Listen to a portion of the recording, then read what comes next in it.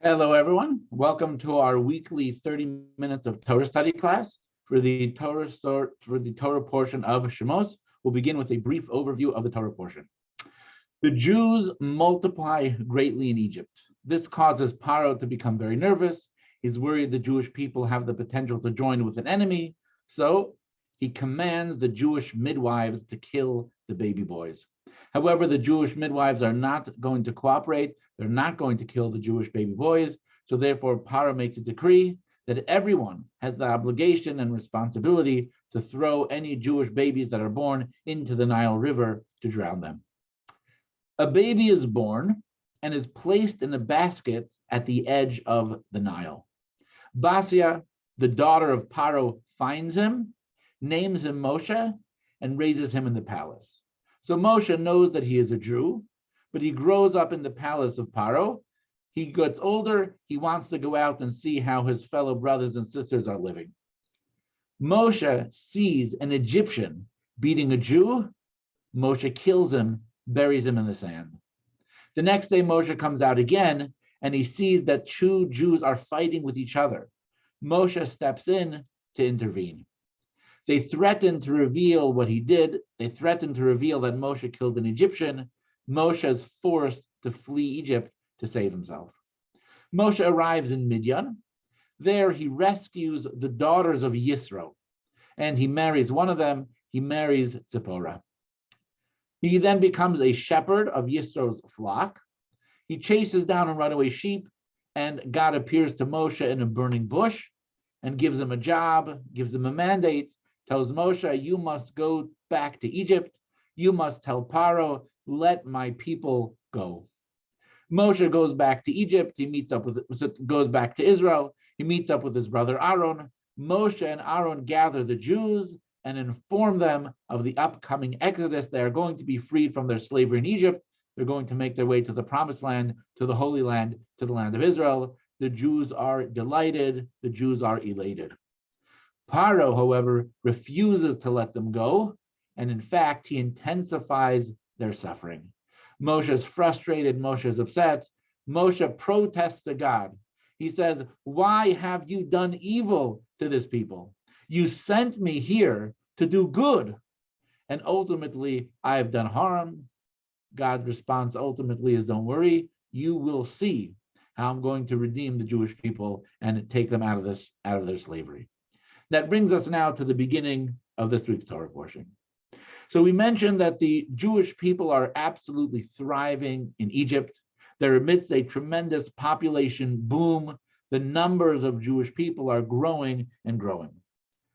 Paro gets nervous. There is a foreign population that is living in the midst of his country. If an enemy attacks, which side will they be on? What if they join the enemy? We're going to be finished. We're going to be done. So he issues a decree.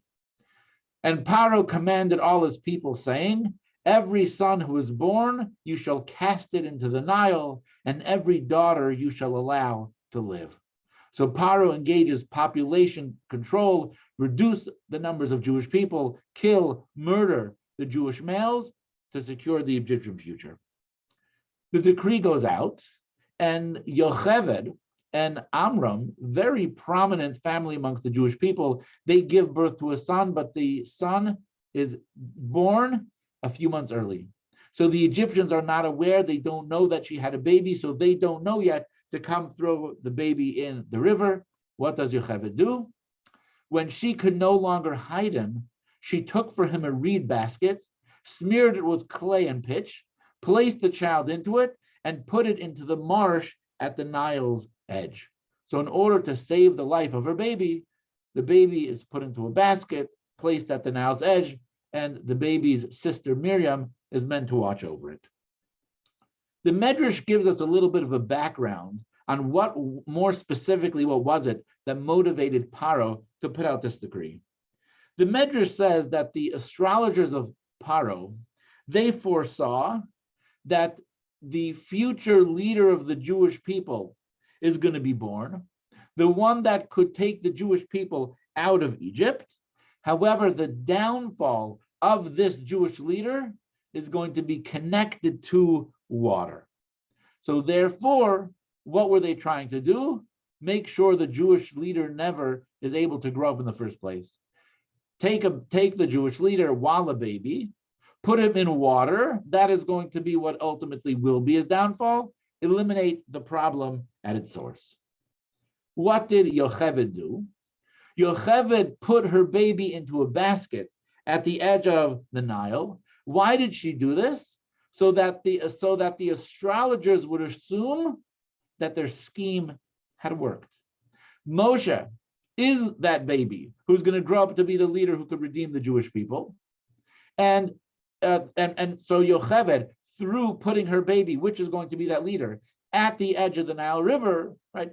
The astrologers would feel that the job has already been completed, that the job already has been done. The goal was fool the astrologers into believing that the leader has already been defeated by the water itself. And you know what? The plan actually worked. Once Yocheved cast Moshe into the water, they said, we no longer see anything like that sign, and they canceled their decree. So Yocheved is able to fool the astrologers.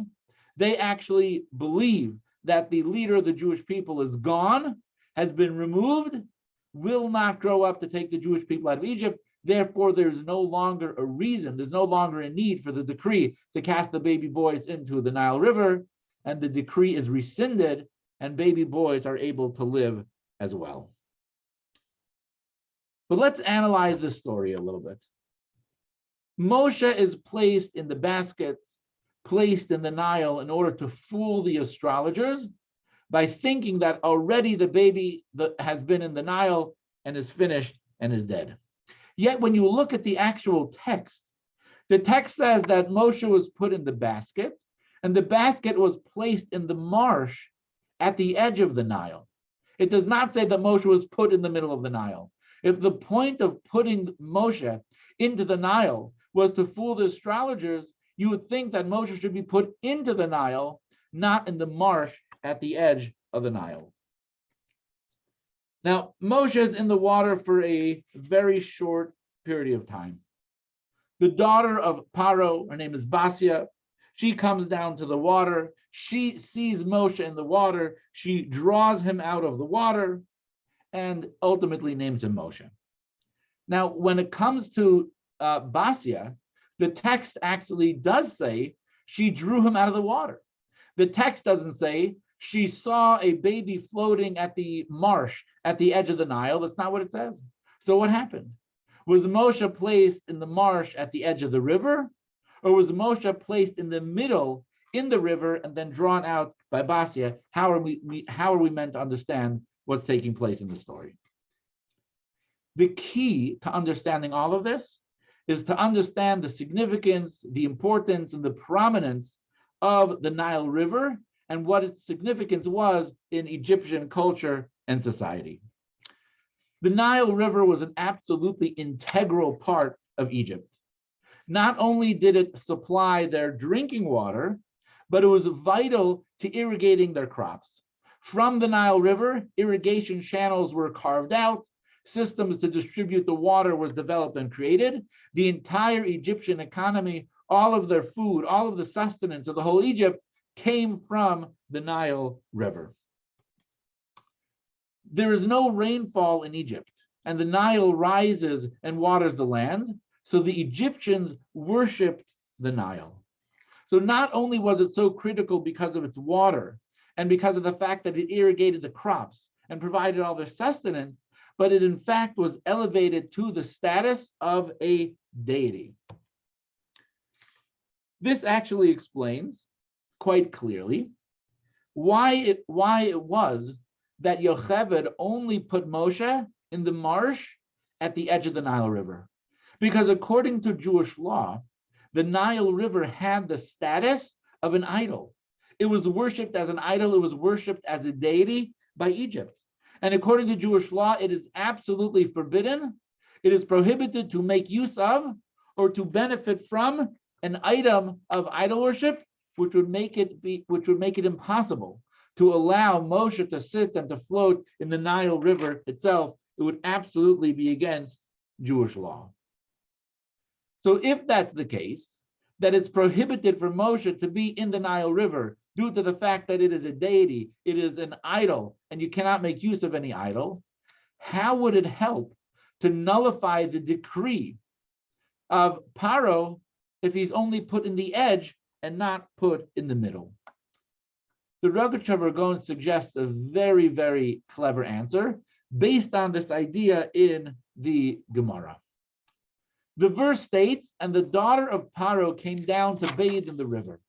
Rabbi Yochanan said in the name of Rabbi Shimon Bar Yochai, this teaches that she came down to the river to cleanse herself from the impurity of her father's idols. So the Gemara explains, why was Basia going down to the Nile River on that day?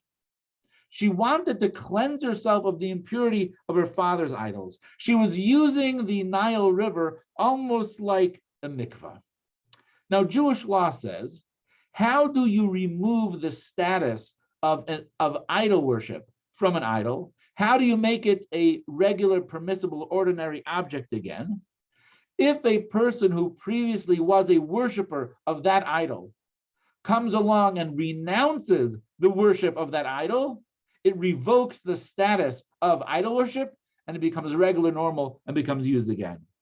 So therefore, when Basia, who previously was an idol worshiper, comes to the Nile River to use it to cleanse her of her idol worship, there is no possible greater renouncement of any type of idol worshiping status from the Nile River.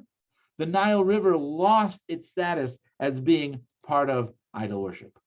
So the Nile was a deity in Egypt, but Basia purified herself and renounced idolatry in the Nile River. Once she did this, the Nile no longer was an idol, and then the decree for Moshe to be in the river can now be nullified, and Moshe's basket was able to float over into the middle of the Nile, where Basia saw it and was able to take out Moshe from the Nile, and ultimately nullifying the decree. So we see that two things actually happened almost simultaneously in the story. Number one, through Basia going into the Nile River was nullified as an idol, no longer became an idol. And number two, right, Moshe was able to enter into the Nile, which caused that the decree that all baby boys must be thrown into the Nile was nullified and Jewish lives were saved. Question number one, why do the annulment of the decree and the change of the river's idolatrous status occur simultaneously? Right, on the surface, they're two completely, totally different, separate events. Yet the fact that they are occurring simultaneously, the fact that they are so closely connected to each other, must mean that they are in fact intrinsically related to each other. And the second part of the question is, why is Moshe the agent for both events? Right? What is the fact that Moshe is the agent that's involved in both of these events? What does that tell us about the story? And of course, what's the message that we can learn from it? So we've already explained that the Nile River was worshipped as a deity by the Egyptians. Now, the Nile River had some advantages to the way it operated in Egypt, but it also had some disadvantages as well. One huge advantage of Egypt being reliant on the Nile River is that it is incredibly reliable and constant. It's there 24/7, 365. Anytime it was needed, it was available, it was free, nothing needed to be done. The Nile is reliable and constant. However, the disadvantage of relying on a river system for the irrigation of your crops is that it does take human effort to distribute it. You do have to dig channels. You have to get the water from the river to where you need it. That could be down valleys, it can be up hills, so it will require human effort. So the advantage, it's free, it's constant, it's reliable, it's always there. The disadvantage is it does require some human effort to get it to where you need it to go. Now, Israel has a very different system. Israel does not have a Nile River running through it to irrigate all the crops. Israel, for it to be successful, relied upon rain. Rain has an advantage and it has a disadvantage. The advantage of rain is that it is self-distributed. You don't have to carry it, you don't have to schlep it, you don't have to dig trenches, you don't have to go to valleys, you don't have to go to mountains, nothing. Rain falls equally everywhere. Wherever the rain is falling, there's going to be a great benefit from it. The fact that rain is self-distributed does not require a human effort for it to go in the valley or to go on a slope or to go on the mountain is a huge advantage that rain provides. The disadvantage, however, is that rain is not reliable, right? You cannot count on rain coming. It requires God. It requires our prayers to God. It requires our faith and trust in God. It requires having a meaningful relationship.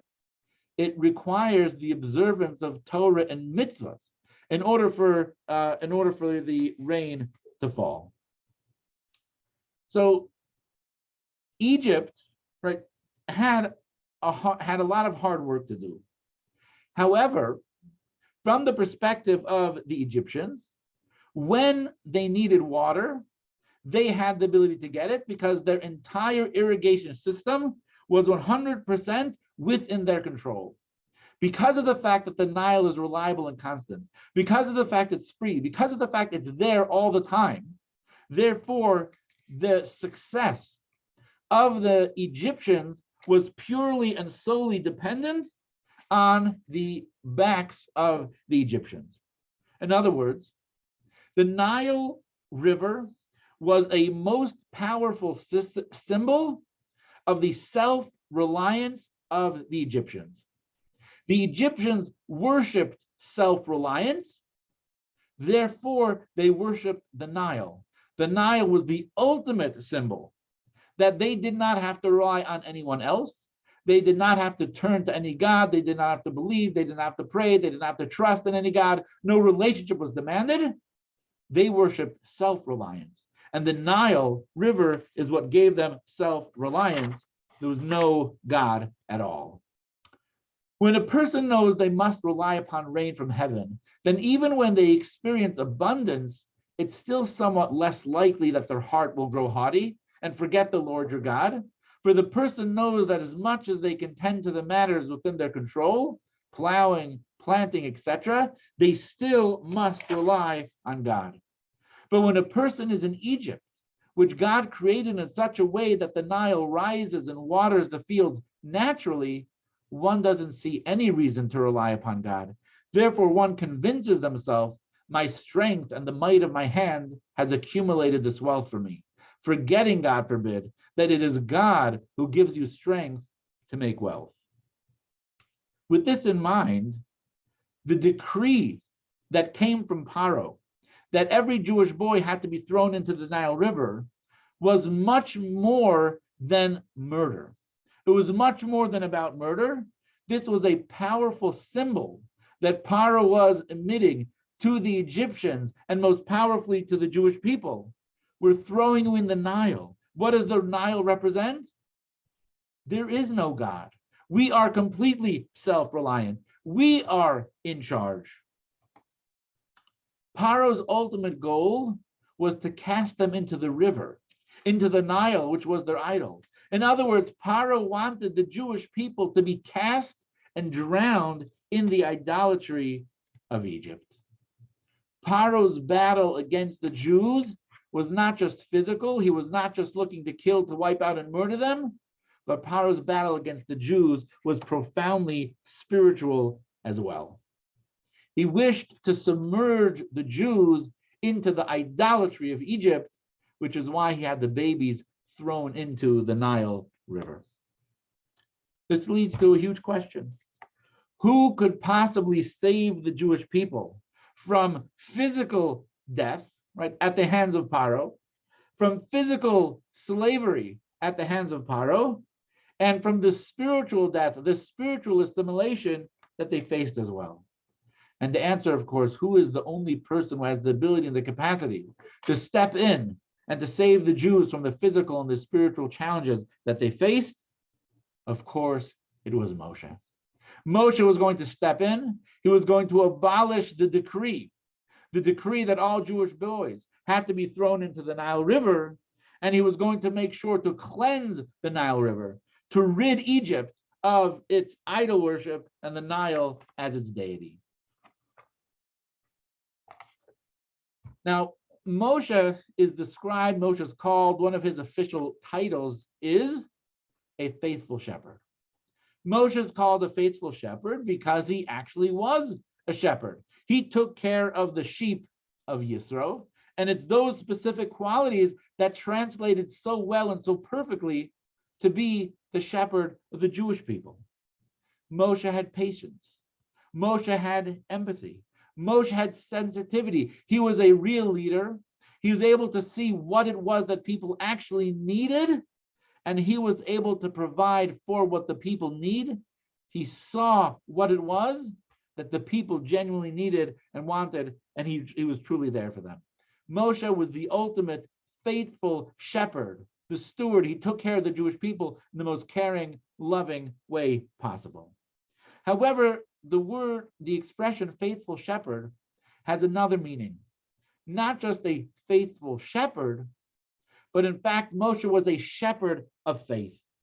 Moshe's role, his job, his responsibility was to nurture the faith that naturally dwells in the heart and in the soul of every Jew, but sometimes can get lost in the challenges and the obstacles of life. The Jews had been in Egypt for so many years. The Jews were slaves for so many years. It's easy to become broken. It's easy to become disheartened. It's easy to become depressed. It's not a surprise that a Jew could lose faith in that atmosphere. What did Moshe do? He was that shepherd of faith. He helped people connect with the soul. He helped people connect with the neshama. Moshe nurtured, he strengthened, he connected people with their soul. It is written, dwell in the land and be nourished by faith. The words be nourished mean to sustain, for it is necessary to sustain and feed the faith until it's fixed in a person's heart as well, with the real awareness as if one sees it. The Jewish people were slaves in Egypt. This, of course, meant physically they were battered, they were beaten, they were broken, right? They were slaves. But from a spiritual perspective, the Jews also became a slave to the mentality, to the religion, to the culture, to the idol-worshiping nature of the Egyptians. They became a slave to the godlessness, to the self-sustaining, to the egotistical, all about me nature of the Egyptians. Moshe's job was to free them physically and spiritually. Moshe's job was to put them in touch with their neshama and to rekindle that spark of faith that dwells in the heart and the soul of every Jew. So therefore, Moshe, the shepherd of faith of the Jewish people, his first act, even as a baby, as a newborn, was to be placed at the edge of the Nile River. The result of him being there ultimately is that the Nile River becomes nullified as an idol, which means the spiritual hold over the Jewish people is broken. So the decree to kill the Jewish babies is broken, and the Jewish people's enslavement to Egyptian culture and ideology is broken as well.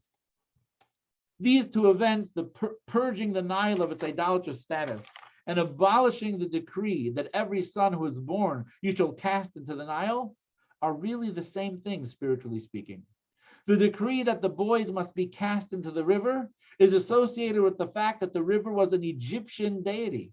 When Moshe, the faithful shepherd, was born among the Jewish people in Egyptian exile and was subsequently placed into a space that most represented that exile and slavery, the river, he made it possible to fight the idolatry of the Nile. Automatically, the decree was also abolished. Now, the exodus from Egypt did not only take place as a historical event more than 3,000 years ago. It's something that we actually need to experience on a daily basis, because we live in a physical and material world. There are a lot of pressures that we face on a daily basis. We live in a self-centered culture, not in a God-centered culture. We have to be reminded of this story, that it takes work, it takes effort to fight against that.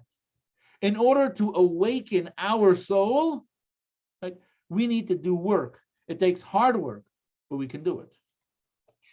One need not fear the plunge into the daily grind of mundane life.